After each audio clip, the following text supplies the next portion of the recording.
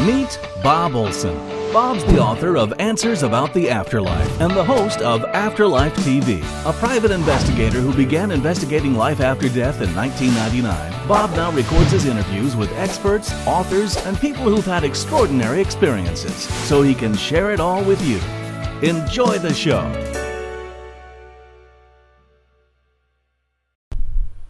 Hi everybody, Bob Olson here with Afterlife TV. You can find us at afterlifetv.com. This is where we search for evidence of life after death and ask the meaningful questions around that subject. Boy, today's subject, it's very meaningful. Something that we have never covered before. Something that I'm going to comment in a moment about how important I think it is. But our expert guest today is Dr. Lani Leary. Did I say that correctly? Lani, yes. We are Leary. so happy to have you here. Thank you very much for getting up early and doing this interview. Yes, you're welcome. Happy to do it. Lani is the author of this book here, No One Dies Alone. No one has to die alone. No one has to die alone. Wouldn't it be nice if nobody died alone? Yeah. Preparing for a meaningful death. Boy, that I was just saying to Lani, I'll just speak to the audience here. I was just saying to Lani before we started that this is one of those books that to me is so important because in our society, in the United States especially, it's one of those subjects, death is one of those subjects that people tend to not really want to think about, never mind talk about, never mind read about. I want to give her credit for writing this and the publisher a lot of credit for publishing it, because I don't think this is ever going to be one of those subjects that someone writes about and becomes this big New York Times bestseller for that very reason. And yet, at the same time, and the reason that I'm doing this show today is that I think it is probably one of the most important subjects that we need to talk about, that we need to talk about with one another, that we need to talk about with our children, that this subject needs to be discussed. Do you agree? Yeah, we need to bring it out of the closet and put it on the dining room table and talk about it like we talk about birth and sex and finances and all the other subjects that used to be taboo. Why is it that it became this way? You know, I remember when my grandfather passed. He lived in our house, and I didn't even really realize he had died. I wasn't sure what happened. His room was empty. What's going on? Why did our society become like this, where some other societies are much more comfortable with talking about death? Well, yes, other cultures, societies keep the elders in their home, and so they see the process of aging and declining, and it's part of the normal rhythm of life. And so people are less afraid of it because it's woven into the fabric of their life. Yeah. And when 100 years ago, we used to have a parlor where we would bring our deceased loved one down into the parlor, and the women would cleanse the body and dress the body while the men were outside in the workshop building the coffin. Everyone was participating. Everyone was a community, and in being that kind of community and working together, they were already in the process of healing their grief. They were soothing each other, comforting each other by being there. And then they all walked the casket and they dug the hole and they buried their loved one all together. So it was just part of life, and they didn't push away from it. Now we have our aging and our ill loved ones dying in the hospital where they don't want to be. Right. But they're removed from us. And when we don't have the exposure, it becomes a mystery. And so death, we start fearing death and we move away from it. We do not become involved in it, and it becomes bigger than us. Yeah. We now have industries built around, taking it away from the unpleasantness of life. So everything is anesthetized, kind of. So we bury our dead. We don't dress our dead. We don't officiate at the ceremony, and we don't dig the grave. We don't put our loved ones to rest. Well, that's so true. And when my grandfather passed, I was 10. Do you think things have improved or got worse since then? That was 73, I think. They've gotten worse. Yeah. No.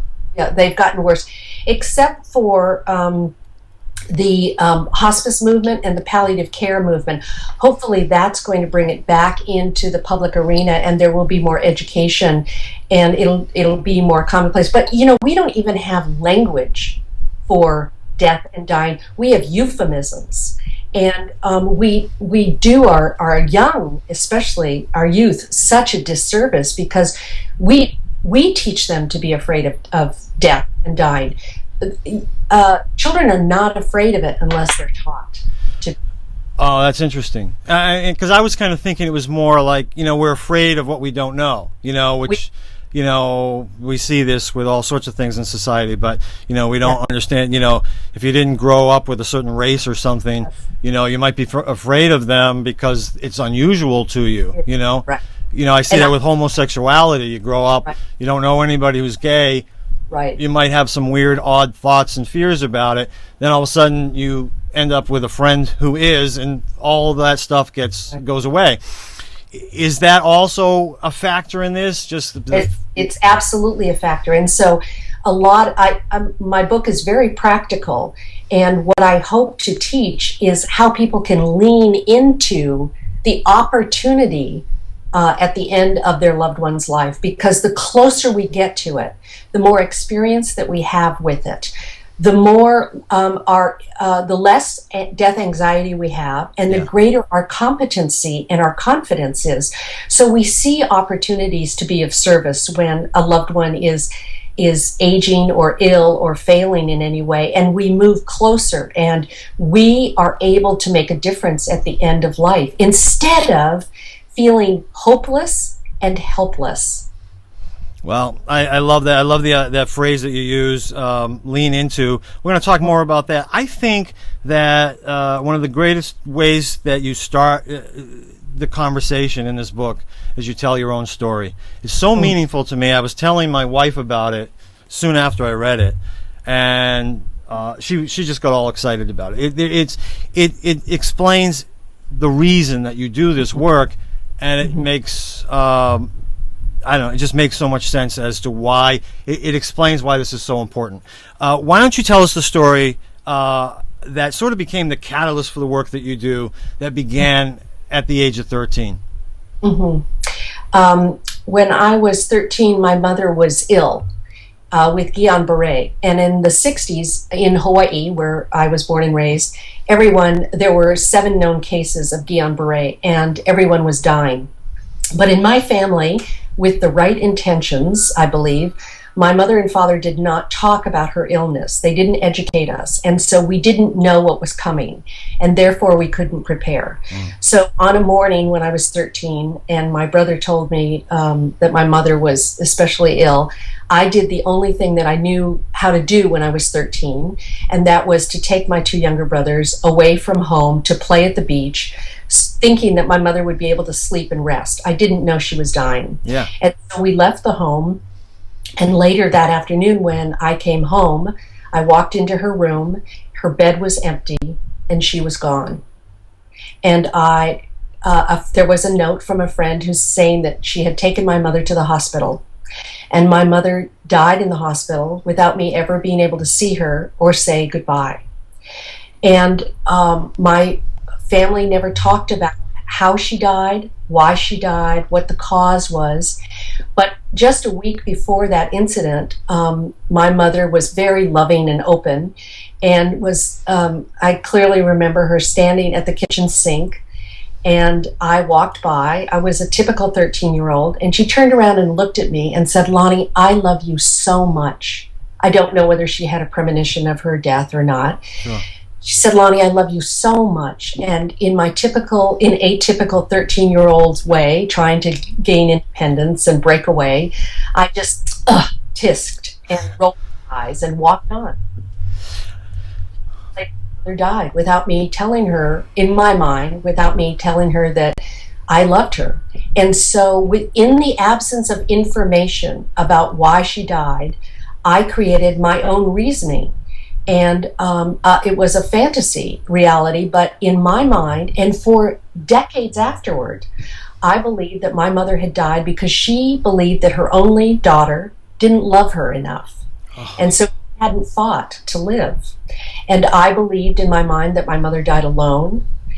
So the fantasy was truly much worse than the reality. But I lived with that image and that the meaning of her death in a very convoluted and shame-based way for years and years. But I remember after her death saying to myself, vowing, this will not be a tragedy in my life. I am going to find some good and some meaning in this. And never again could I couldn't cope with the thought that another loved one would die alone or without me. And so I was going to learn everything I could in my life so that that never happened again. Now, and of course, that sets you off with the work that you do. We'll talk about that in a moment. But at that young age, how do you educate yourself about any of this? Bookstores, libraries? Well, what I did to take care of myself at that time, because my father was doing such a good job as a single parent, but he wasn't talking about grief. And back in the 60s, nobody knew to do that. Yep.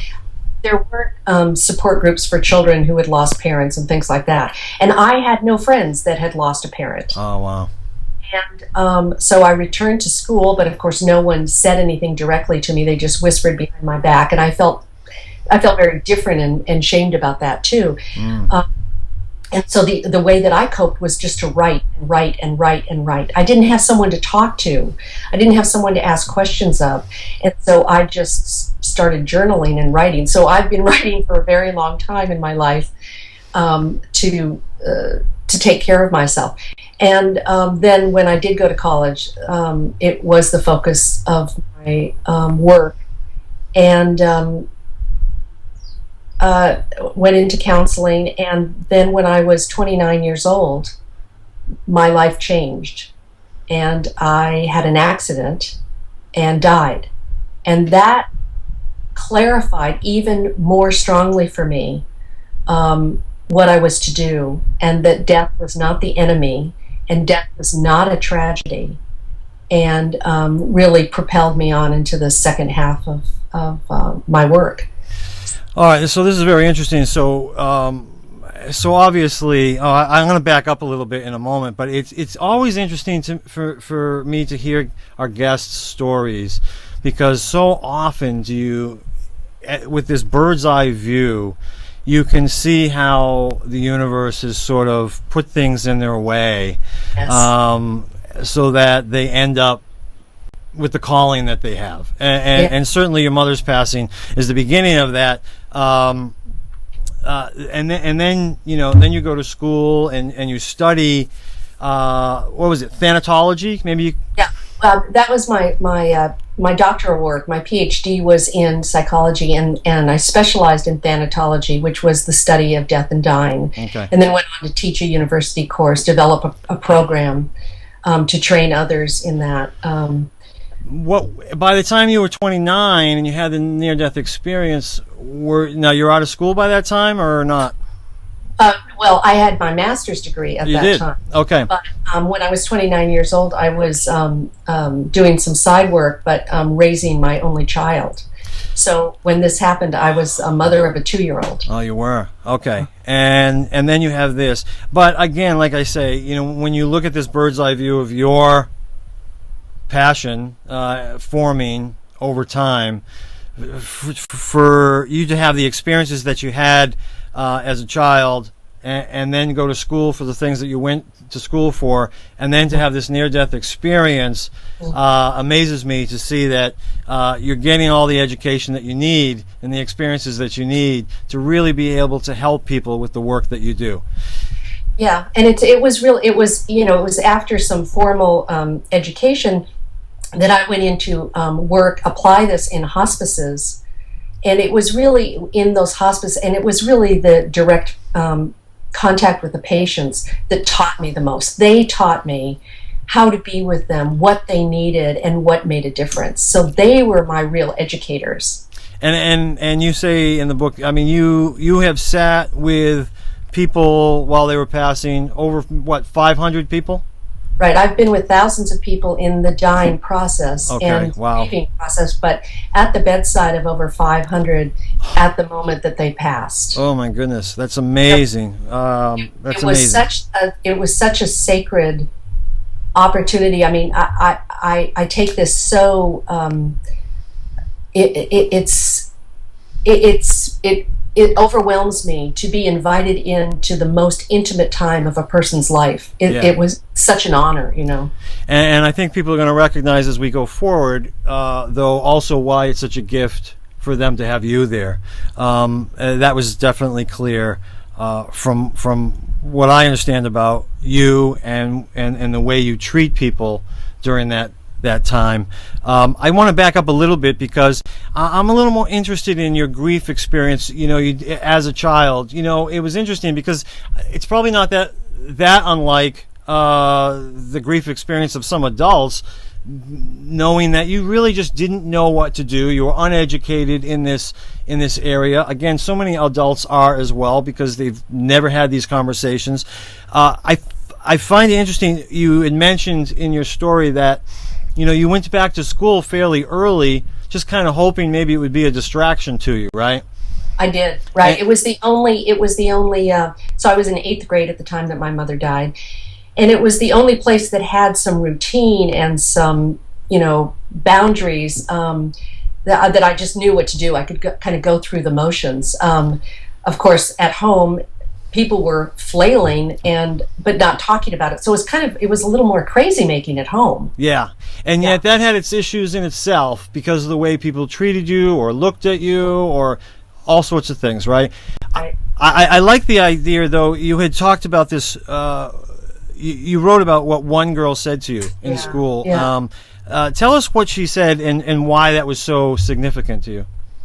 Well, you know, after all these years, so we're talking 45 years ago this happened to me, and I can still so clearly remember the kindnesses of a few people who did risk and step out to say something to me, even though I'm sure they were thinking, oh my gosh, I don't want to say the wrong thing or I don't know what to say. But clearly I remember one friend who walked over 3 miles each way to get to my mother's memorial service. Wow.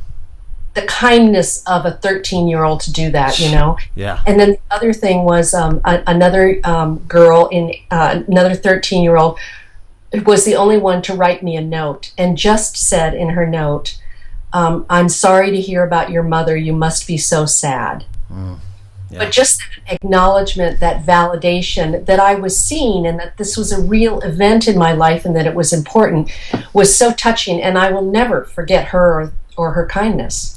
And that's a big part of it, isn't it? I mean, part of your message, which is that people just don't want to ignore the elephant in the room. They need to talk about it with somebody, right? I mean, you don't have to have any. You can't fix it, obviously. You don't have to necessarily have anything to say that's necessarily going to help.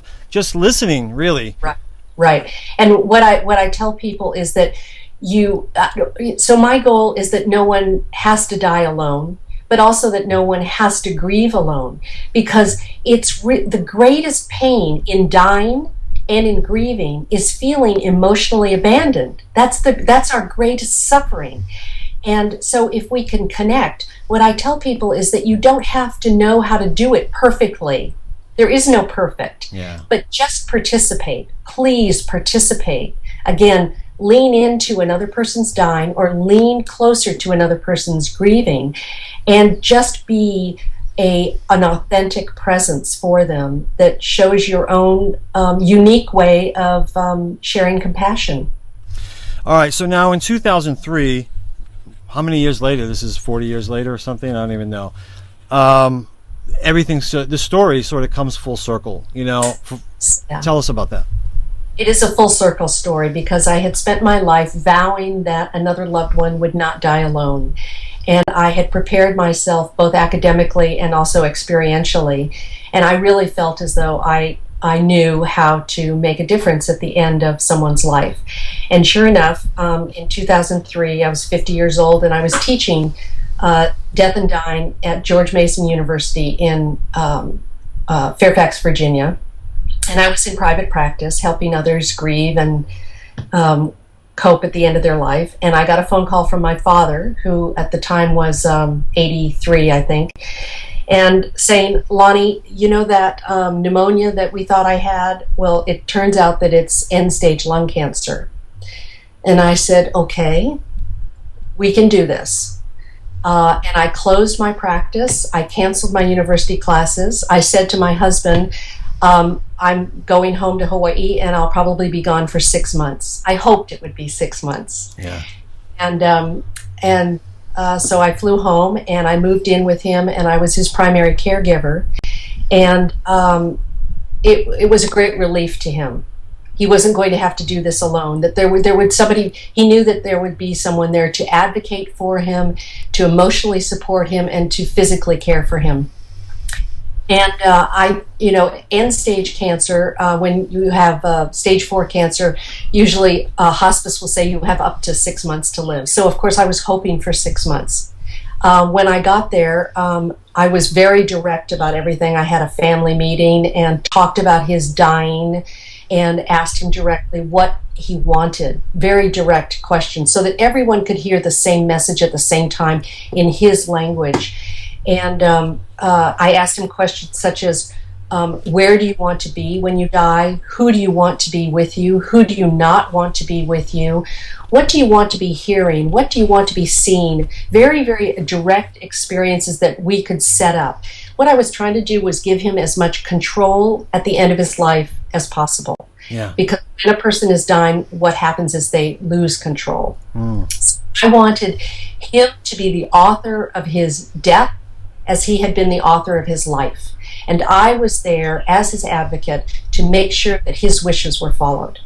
So we laid that all out, and just 13 days after I arrived, I was sitting at his bedside holding his hand, and he reached up and took the oxygen tube out of his nose. And I said, Dad, you need the oxygen or you'll die soon. And he said, no more. And I said, are you saying you don't want the oxygen anymore? So I'm clarifying what his decision is. He says, no more. And I said, do you want me to turn the oxygen off? And he said, yes. So I said, I'll be right back. I ran down the hall, turned off the noisy oxygen machine, came back, got on his bed, held him in my arms, and just gently caressed him and sang to him. And his eyes were closed. And they were closed for about 30 or 40 minutes, and I was just there breathing with him very gently, telling him the very few things that are important at the end of his life. I love you. Your life mattered. I will never forget you. Thank you. And after about 40 minutes, his eyes opened wide, and he looked at the corner of the room, and he said his nickname for my mother, Duchess. I said, of course she's here, Dad. You can go to her. Just let go and go to her. And that was, he took his last breath. I was singing a favorite Hawaiian song to him. He took his last breath and he died in my arms. And it was gentle. It was his death. It was a perfect death. And that experience changed my grief. So sad.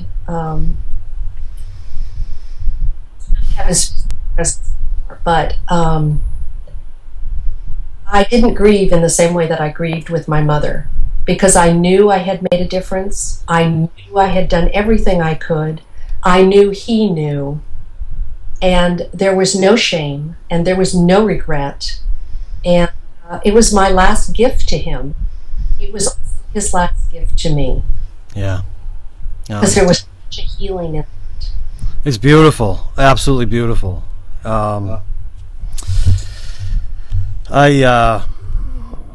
It's tough to move on from that. Let me just say, I think we can learn a lot from that story, and I think that one of those things is, I know when I was reading about it, and even while you were saying it, was what goes through your mind is, oh, I want to know what to do. I want to know what to do the way she knew the proper things to say, the proper things to do.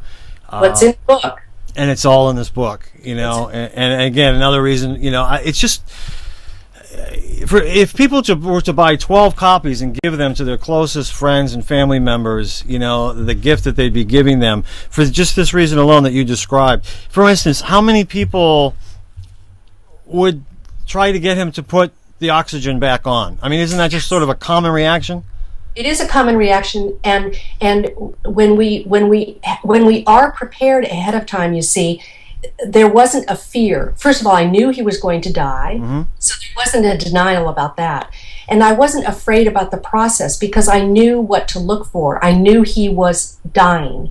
But I wasn't, to put the oxygen back on is often for the person who's grieving. We're afraid of his death, right, rather than him being afraid. But again, I go back to what were his wishes, and that became the mantra in my family, so that there was never any disagreement about his care, because the question always was, what would Dad want? Yeah. What did Dad, you know, lay out for us? And it was very clear who he was and what he wanted. And I say that, you know, a person gets this death, they get this life, they get this death, and they get their vote. It wasn't my vote. It should have been his vote, and he got it. You gave another example in another interview that I listened to about an elderly woman who wanted to go back to some community meeting or something, and she wanted to smoke on the way there. Could you tell us that story, because I think it's significant in relation to what we're talking about? Yeah, I love good old. I'll call her Eva. Yeah, she was a very feisty woman, and an important member of her community. She was a real advocate out there, and she was dying of lung cancer, and she smoked like a chimney, and hospice had been called in, and I was her the primary person there.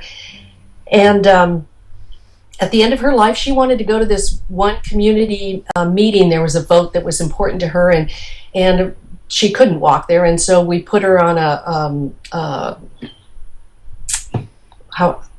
wheelchair. Put her in a wheelchair with, and she was smoking like a chimney into the meeting.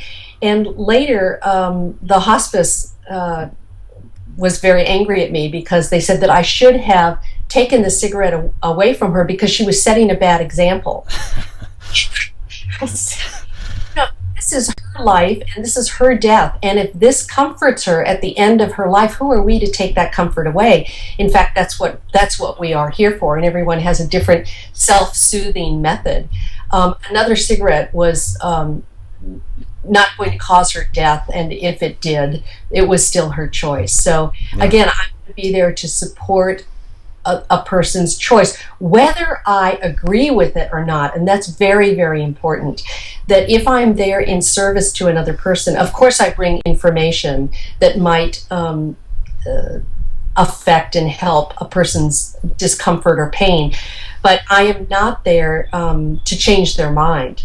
I'm there to support their choices. Yeah, the last choices that they get to make, right? Understand, I have to accept. And it's a big difference if I can teach that to families, that mom's wishes, we're there to accept them, not to agree with her or understand them, but to accept them. That's beautiful. That's such a difference between those two things. Wow. All right. And you talked about your father's, what I would refer to, and maybe some of our audience here would refer to as a deathbed vision, you know, when he saw your mother. I know having sat with over 500 people during their death process, I'm sure you've seen many of these, have you not? It's very, very common. And one of the things that I try to teach through hospices and in family situations is that we can offer comfort when we validate a person's experience. So these deathbed visions, as you call them, pre-death visions, are of such comfort to people who are dying, because pretty consistently they are always a visit from a loved one who's previously deceased, and those loved ones come to the person who's dying to say, don't be afraid, you won't be alone, I'm here, and you'll be okay. Why would anyone take that sense of comfort from a loved one? So my response to those situations is usually, of course they're here. Where else would they be? Well, certainly. First, I want to say I like pre-death visions a lot better than I like deathbed visions. I don't know why. It just sounds a lot nicer. But from, of course, having had the near-death experience that you had, I mean, in your mind, it's also in a course. I mean, but it would have been even if you hadn't had that, correct? I mean, to not argue with them about what it is that they're experiencing is sort of the key here. Right. I want to honor a person, and so honoring means accepting their experience and the meaning that they attribute to it. I want to hear someone. I want to listen. Well, let's take this then to the next section, which is, I don't know, what dying people want and need. I want to talk a little bit about this. You have a chapter titled "How We Die Matters." Tell us a little bit about that chapter, "How We Die Matters." Well, how we die matters because what the dying, all these thousands of people that I've been with, have taught me, what they've taught me. This is their legacy that I want to pass on, This is their voice. What they have taught me is that at the end of life, it is not their pain that they're most afraid of, especially if they're connected to hospice or palliative care. We can take care of people's physical pain. The emotional pain is often more difficult because it addresses the need for forgiveness and to forgive others, to finish our business and to find meaning in our life. But it's not pain that the dying are most afraid of.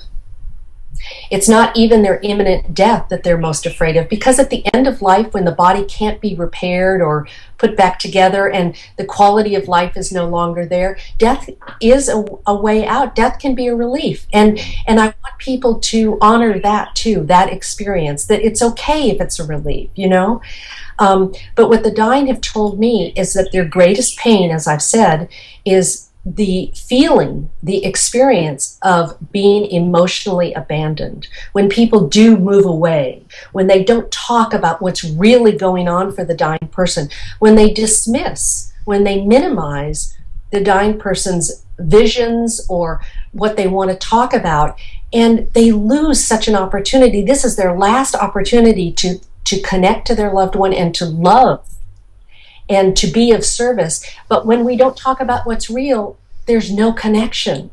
It's such an empty feeling.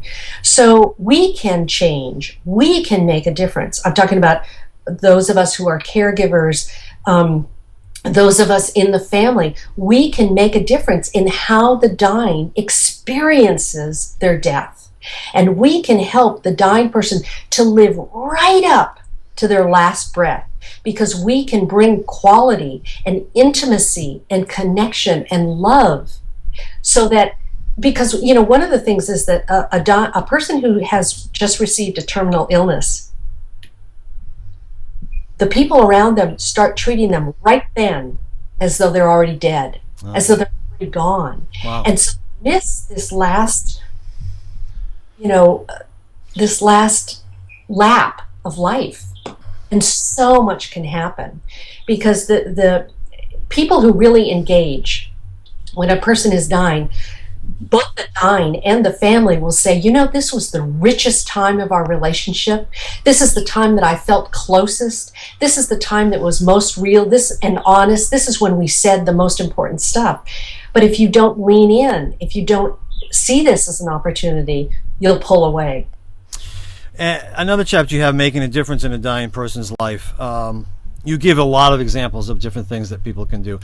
I'm curious, even for someone who's not able or willing to make a commitment like you made with your father, or even near that, what about the nieces and the nephews and the grandchildren? What kind of things can they do to make a difference in maybe their grandparents' life last days? That's a really great question. And one of the things that I do in hospice is to go into a family and really try to encourage the entire family, from the oldest to the youngest, to participate, because a young child, that 5-year-old, first of all, here's an opportunity to not teach them to be afraid of death, to see the process, and it doesn't have to be a mystery, and in fact, the child can understand some of the things as a 5-year-old. But it's that 5-year-old that I want to put up on grandma's bed and have him snuggle into grandma. And it's that 5-year-old who will say to grandma, "Tell me again the story of your life." Because one of the things that the dying need is that they need to tell their story so that they can find the meaning of their life. But so often adults will say to that person who is repeating stories, "Oh, you already told me that." Right. Right. And so again, they cut them off, they minimize the importance of this step toward the end. But a child will participate. "Tell me again, grandma, tell me again, Yeah. And so it's a great service. And also you see that little child is leaning into grandma and touching her. Yeah. Which is another thing that the dying need. They need the physical contact, they need the warmth, they need the feedback that they are still alive and that they're beautiful and important in the world, and it's that child that can do that. Yeah. So a child can listen, a child can touch. I'll have a young child brush grandma's hair or massage lotion into her dry hands. A child can sit and do their homework with grandma, just to companion them. There's a lot of things that children in the family can do. And then other people in the family who, maybe there's someone in that family who is not comfortable with touch. Okay, there's a lot that can be done. One person who's comfortable with a computer but isn't necessarily a people person, they can be doing a lot of the research about this illness. Someone else can be in charge of errands and going and getting the medication. Another person can be in charge of keeping a binder of all the medical information that continues to change. It's a big job. Oh, yeah. Else can be the person who just sits up at night and watches over the dying person so that other people can sleep. Yeah. So that they can do the work during the day. There are a myriad of jobs that are very, very important. I mean, it takes a village. Is it a comfort to someone in this situation when others are just sitting there? Maybe there isn't necessarily a conversation going on, or do many of them feel as though they have to entertain, from their bed? Is this a conversation you need to have with them to let them know, "I'm just here to be with you, you don't need to entertain me"? Yes, it is. But that has everything to do with that caregiver's level of acceptance and peace about this process. So someone who's not comfortable with the dying process might walk into the room and be very busy, plumping pillows or adjusting blinds or talking about the weather. That is not comforting. That is not comforting. But someone who just sits at the bedside and is comfortable with silence, offers to listen when the dying person wants to talk, but doesn't offer advice, is just there almost as a container. Let me hold your experience for you is often the way I want to see myself. I think so often we can feel another person's level of anxiety. Yeah. And if you're anxious and I'm a mother, yes, I might try to take care of you even though I'm dying. Yeah. And it's exhausting. Right. So I would prefer to have someone with me who feels okay, who isn't afraid of me or my dying process and can just be, offers me their presence. Right.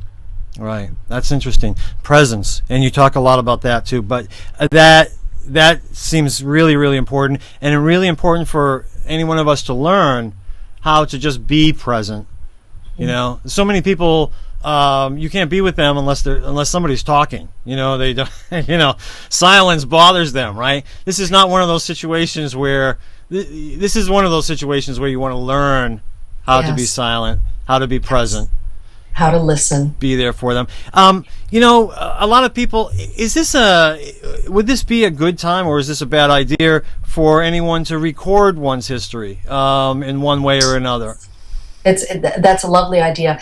At the end of my father's life, I recorded a lot of his stories because, one of the things that the bereaved tell me is I miss their hand. And so one of the things I do is I'll say, take a picture of your loved one's hand. Yeah. And take a picture of your loved one's hand holding your hand. Yeah. Another thing I'll suggest is to record, because so often after death, one of the things we really miss is their voice. Yeah. Yeah. So yes, record their stories, record them on in photos, have them tell their stories. Another thing that I do is, and I did with my father, is that you can write your loved one's obituary with them, which is a wonderful opportunity to sit with them and review their scrapbooks and to say, Dad, what does this picture mean to you? Why is this important? Who was this person in your life? And who were your heroes, Dad? And how did they help shape you? And so together, my dad and I wrote the story of his life. And I was so glad we did that, because I thought I knew him better than anyone in the world. Yeah. But in fact, right up at the end, I was learning all these fabulous things about him that I have now, you see? Yeah. Yeah. And then he could say, again, he was the author of his life. And he could tell people how he wanted to be remembered.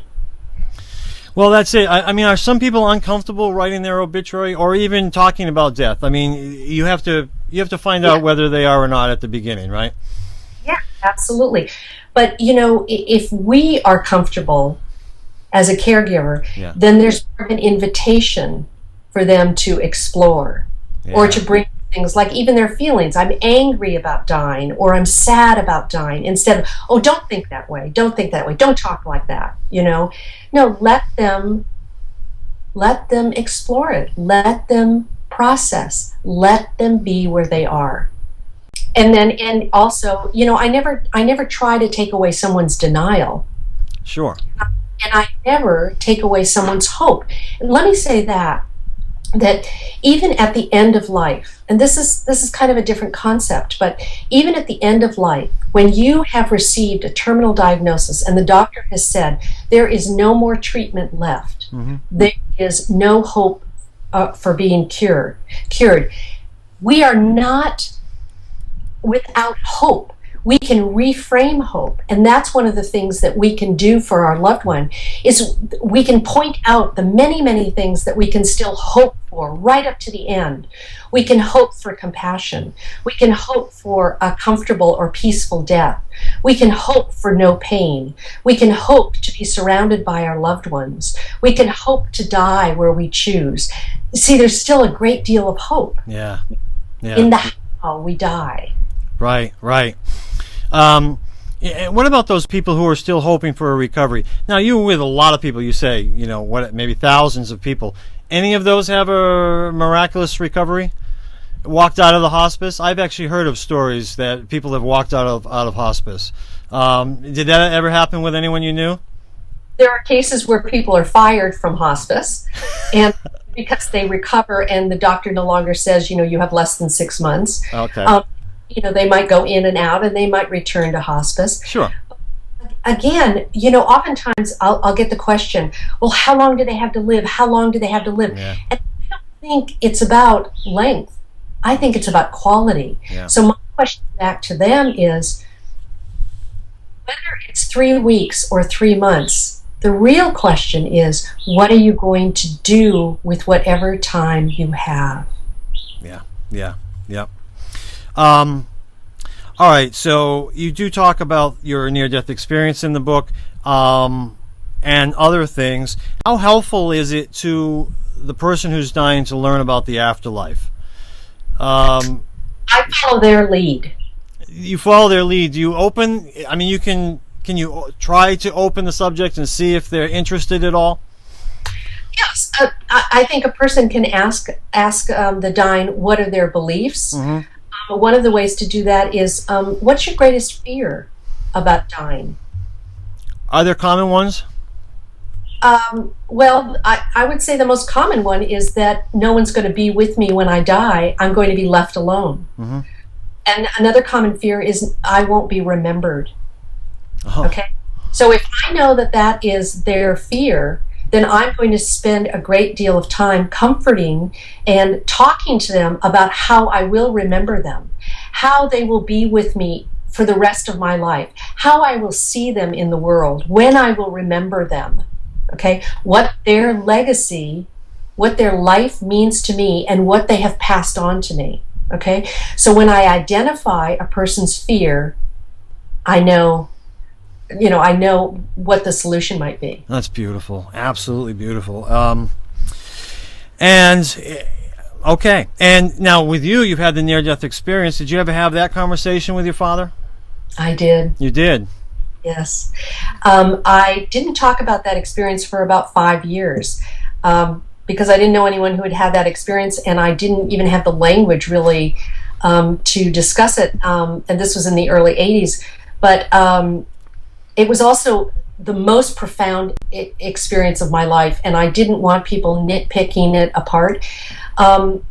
I didn't tell my father for about maybe 10 years, and then finally it dawned on me that I might die before he did, and that I just needed to pass it on, not proselytize, not try to change his mind, but just share my experience because I had seen his wife. I had been in the presence of my mother again, and it healed me, and so perhaps it might make a difference to him. So I did tell him, and I prefaced it by saying, I just want to share an experience with you, and I'm not asking you to believe me or anything. I just feel that I have to pass it on, and you may do with it whatever you want. And as I told him my story, tears ran down his eyes, and the only thing he said was, I needed to know your mother was okay. And I learned so much, Bob, in that experience, which has helped me with my work with the dying, but I don't think someone needs to have that experience in order to be helpful. No. But in the near-death experience, I learned without a shadow of a doubt, I mean, with every fiber of my being, I know that in death there is healing. So my mother died broken, and when she was there in the tunnel to catch me, she was vibrant and beautiful and whole and healed. And so I also know that we never die alone, that there's always someone there to greet us. And I know without a shadow of a doubt that there is no such thing as even needing to be forgiven, that this light that you can call by any name, it doesn't matter. This love, this unconditional love is what we're all made of and what connects us all. And I know that there's no fear and no need to, that death is not a tragedy. It's another. All right, breathtaking. I read the whole chapter about your near-death experience last night to my wife. Just had to share it with her. One of those things. We could spend a whole episode on it. I chose. We'll just talk about it. People can read about it if they want to, because I feel like this other information is something that we haven't covered yet, and therefore important. But it's there. What I loved about it was sort of classic near-death experience. Not wanting to come back. Right. I thought it was interesting. You talked about some of the guilt even you went through later about not wanting to come back, where you have a husband and children, but it teaches you about what that experience is like, what it's like to be there, and we're all going to be there one day. So much love that you wouldn't. So much love and peace and serenity that there's just, oh my goodness, yeah. So I argued. I just said no. I didn't want to come back, which was why I didn't talk about it in large part for 5 years, because I thought no one would understand a mother saying no when she had a young child who needed her. That's right. And it wasn't that I was saying no to my child or my husband. It was that I was saying yes to this love. That's right, exactly, and you're looking at it from a completely different perspective there. I'm sure even at that moment you probably didn't feel disconnected from your family members, you know. I didn't feel disconnected, but I wasn't an ego. Yeah. I wasn't a personality. Yeah. It makes it very, very different, doesn't it? Yes, there was a much higher perspective. Yeah. Everything is with the world. Yeah. All right. So we just have a few minutes left, and I just want to let people know that this book isn't just about dealing with people who are dying. This book is also about people who are grieving. And so I just want to cover a couple things briefly. It's and almost Bob, really, actually, a lot of people have said to me that it's not a book necessarily about dying or grieving. It's a book about how to live. And certainly opens up conversations about death. You know what I mean? That yes. we never probably have ever had before. We get to hear from someone who has had a great deal of experience around death, and you open up the conversation in ways that many of us wouldn't even know how to open it up. In talking about grief, you talk about the key to resolving grief. The key to tell us what that is. The key to resolving grief is validation. Again, like the dying process, to be held and validated, to be listened to, that this is my experience, these are my feelings. To be companioned in grief is the greatest support. So there's a theme going on here. People just need to be listened to and not judged, and just accept their experience as it is. Right, and each grief is different, so that if I'm going to be helpful to you when you're grieving, I need to not compare how you grieve to someone else, because then I judge, right? Yeah. So I don't want to judge, I don't want to compare, I don't want to make any assumptions about how you should grieve, and I certainly don't want to give you a formula about how long you should grieve. And a lot of people do that. I mean, you know, even when they say, "Aren't you over it yet?" Yeah. No. Move on. You're right. Grief, lifetime. Where did you learn that in your work? I mean, did you always know this? Did you go into working, you know, with hospice knowing this already? Is this something you learned in school, or is this something you learned through experience? Well, I think I learned a lot of it through experience. I think I learned a lot of what was helpful and meaningful to me starting from when I was 13, and not even what was helpful and what wasn't. And then I just listened to other people who were grieving.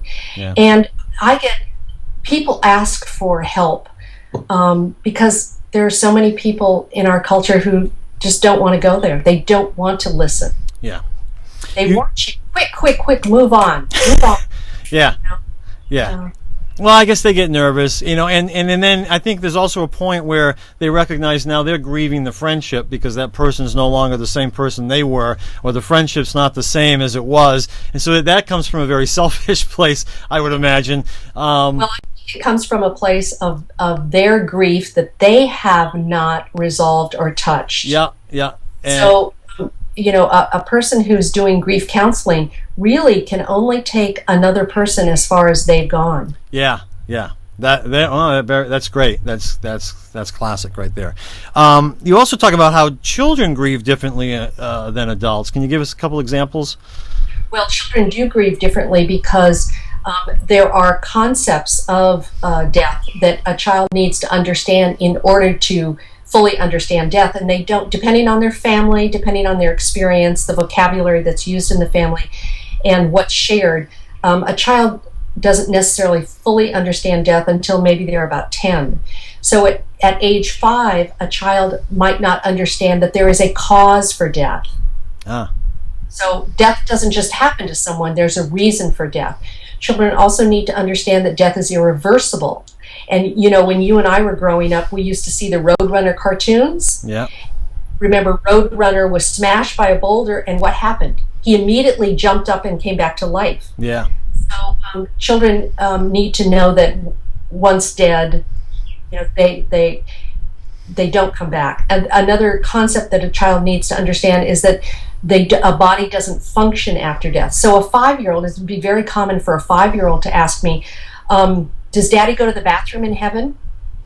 See, still believing that the body functions. Yeah. And know where a child is in their understanding of death, again, listening to questions. So there are some things you should not say to children in reference. There's some common ideas, common things that are said to children. I heard in an interview that you gave, you were sort of giving a little list of some of the things that probably shouldn't be said to children, such as they've gone to sleep. Right. We want to use, just like sex education, body parts have very specific, real vocabulary attached to them, and we should use the real terminology with death. So when I'm talking to a child, I will say, "Mommy died." I don't say, "Mommy went to sleep forever." I don't say, "Mommy went away." I never say that, because the child, feels abandoned, and then we go into the whole shame and meaning of that. But Mommy died, and Mommy can't use her body anymore. And then, depending on the family's belief system, I'll either, support their belief about, we believe that Mommy is in heaven, and what does that mean to you? So, but we need to repeat the facts often to children. And sometimes if adults don't understand that, they'll get exacerbated by, why that child comes back every night and says, "Where's Daddy?" Yeah, right. Because they don't understand that Daddy is not coming back. It's a very long process to really, integrate that information.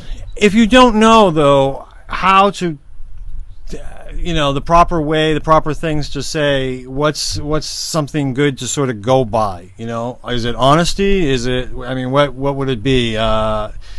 Aside from maybe religious beliefs, that sort of a thing, in how to answer some of the children's questions.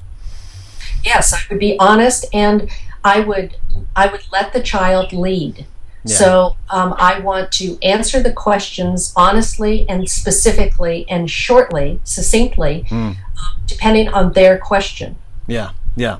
And there's some, like the whole sleep thing, telling them, what would be the reason not to tell them that they've gone to sleep? Because the child becomes afraid, terrified of going to sleep, because if Daddy died because he went to sleep, then I could die when I go to sleep. But even more important than the child being fearful that they're going to die is being afraid that Mommy's going to die. Every time she goes to sleep.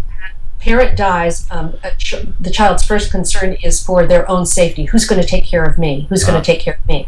And so if Daddy has died, Mom wants to be very careful about, I am here, I am going to take care of you, you are safe, I'm not going anywhere, and all of that. We really need to create a nest of safety for a child.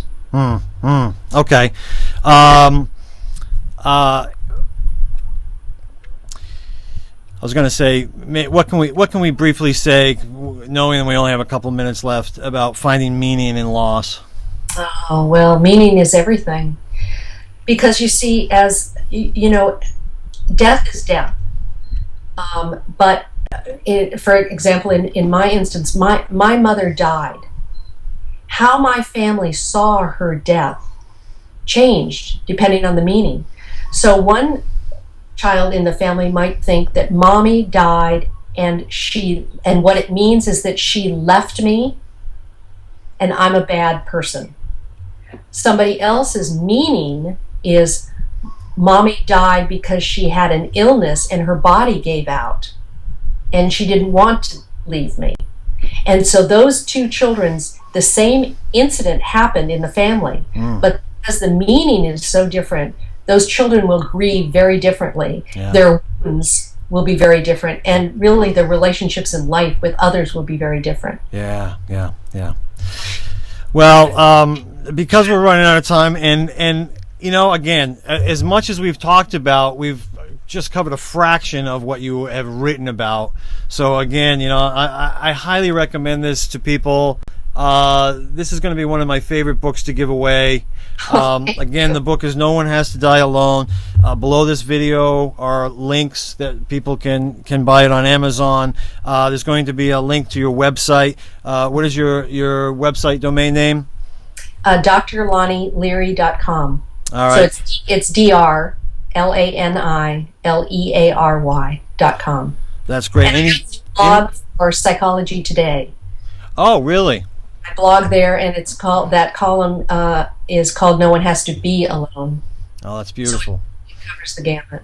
Oh, that's great. That's great.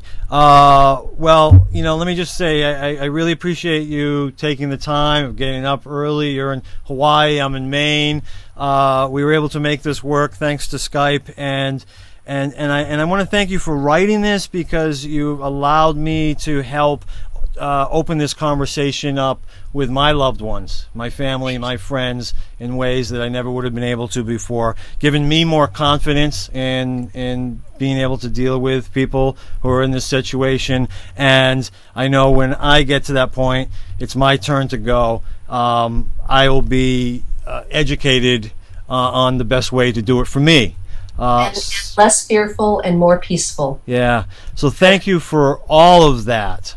And maybe we'll have you back again. We can talk about your near-death experience or something else, all right? Thank you, Bob. All right, take care now. Aloha.